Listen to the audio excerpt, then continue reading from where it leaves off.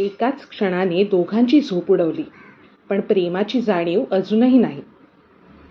नमस्कार, मी यशश्री. माझ्या मनातले भावरंग या यूट्यूब चॅनलवर तुमचे खूप खूप स्वागत. आज आपण डील ऑफ लव्ह या कथेचा 9वा भाग ऐकणार आहोत. इराच्या मनात परत विचार आला, पण का बरं त्याच्या रागाने मला एवढं लागलं? कदाचित त्यांचं म्हणणं बरोबरच होतं, पण तरीही त्याचं बोलणं माझ्या मनाला एवढं का बरं टोचलं असेल? इराला या प्रश्नाचे काही उत्तर मिळाले नाही. शेवटी विचार करता करता कधी तिचा डोळा लागला तिचे तिलाच कळले नाही. ते म्हणतात ना, मनी वसे ते स्वप्नी दिसे. याचा अर्थ अर्णव देशमुख हा इराच्या मनात फिट बसला होता का? आता पुढे. त्याच वेळी शहराच्या दुसऱ्या टोकाला अर्णव हा केबिनमधील खिडकीजवळ उभा होता. त्याच्या हातात कॉफीचा मग होता आणि तो विचारांमध्ये बुडाला होता. त्याच्या मनात दिवसभरातील सगळ्या घटना नजरेसमोर एखाद्या शॉर्ट फिल्मसारख्या येत होत्या.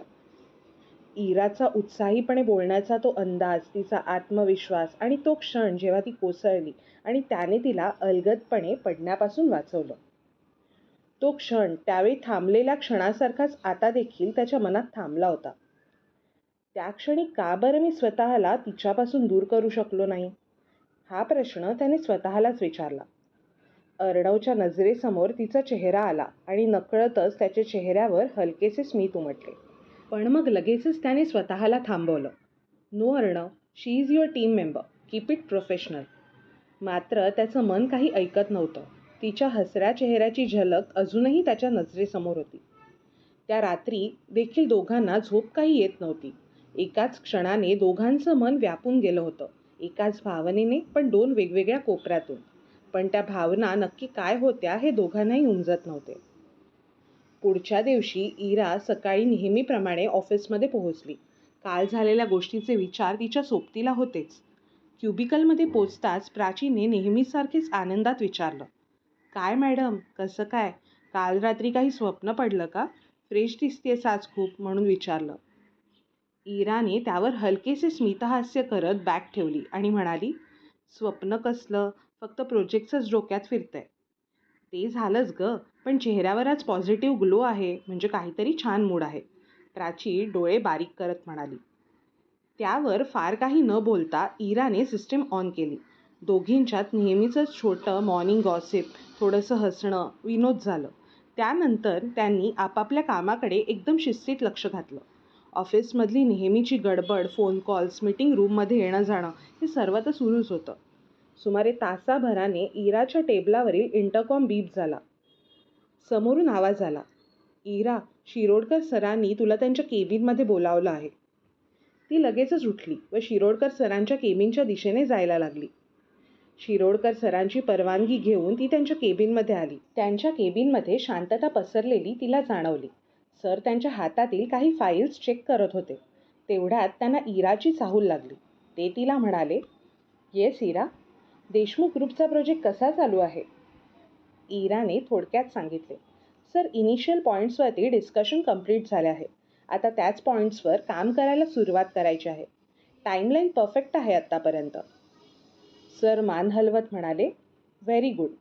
काही अडचण आली तर सांग मला. तू कॉल केलास की मी माझ्या बाजूने जितकी शक्य आहे तेवढी मदत नक्की करेन. तुझ्यावर मला विश्वास आहे आणि अगदी ऑनेस्टली सांगतो, तुझ्याकडून मला खूप अपेक्षा आहेत. तू खूप हुशार आहेस, म्हणूनच हा प्रोजेक्ट मी तुला सोपवला आहे. इरा त्यावर उत्तर देत म्हणाली, हो सर, आणि मी तुमच्या या विश्वासाला कधीच तडा जाऊ देणार नाही. ते बोलत होतेच तेवढ्यात ते हळू आवाजात म्हणाले, बाकी आपल्या ऑफिसमधले बरेच जण. तेवढ्यात त्यांनी चष्मा थोडा खाली सरकावून तिला नुसत्या नजरेतूनच समजावून सांगितले आणि नंतर म्हणाले, बऱ्याच जणी ह्या प्रोजेक्ट मिळवण्यासाठी टपल्या होत्या. नाव घेणार नाही मी, पण तुला समजलं असेलच. त्यामुळे कोण बोलतंय याकडे लक्ष देऊ नकोस. Focus on your work. All the best. Ira त्यावर स्मितहास्य करत म्हणाली, yes sir, thank you so much. Shirodkar sir, अगं थँक्यू काय त्यात, तू आहेसच टॅलेंटेड. तेवढ्यात सरांच्या टेबलावरील फोन वाजायला लागला. त्यांनी तो उचलला आणि इराकडे बघून तिला हातानेच पुन्हा एकदा ऑल द बेस्ट अशी खूण केली. इरा बाहेर आली. तेवढ्यात प्राचीचे तिच्याकडे लक्ष गेले आणि तिने नजरेनेच काय झालं असं विचारलं. त्यावर इराने फक्त मान हलवत सगळं ठीक आहे असं खुणेनेच तिला सांगितलं.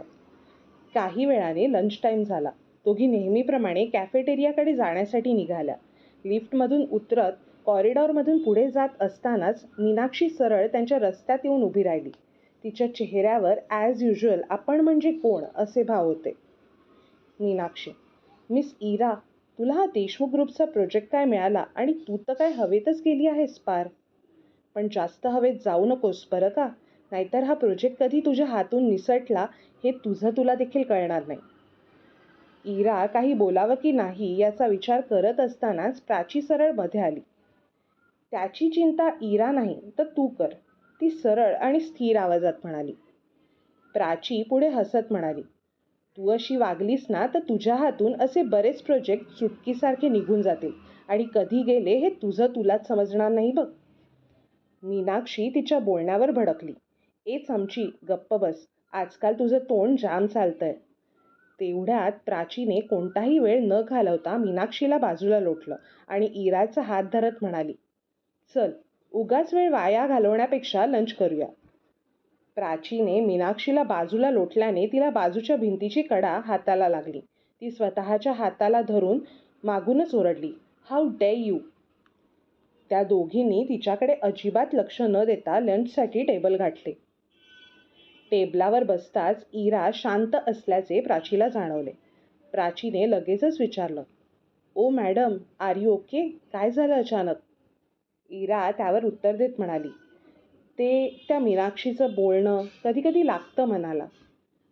प्राची त्यावर तिला हसत उत्तर देत म्हणाली, अगं असल्या फालतू लोकांकडे लक्ष नसतं द्यायचं.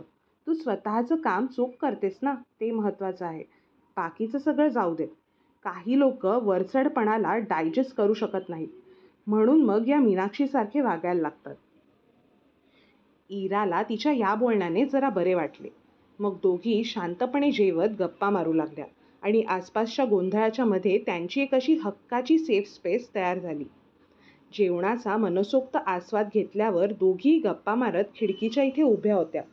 गप्पा मारत असताना इराच्या नजरेसमोर अर्णवचा चेहरा आला आणि सोबत ते काय करत असतील आता हा प्रश्न.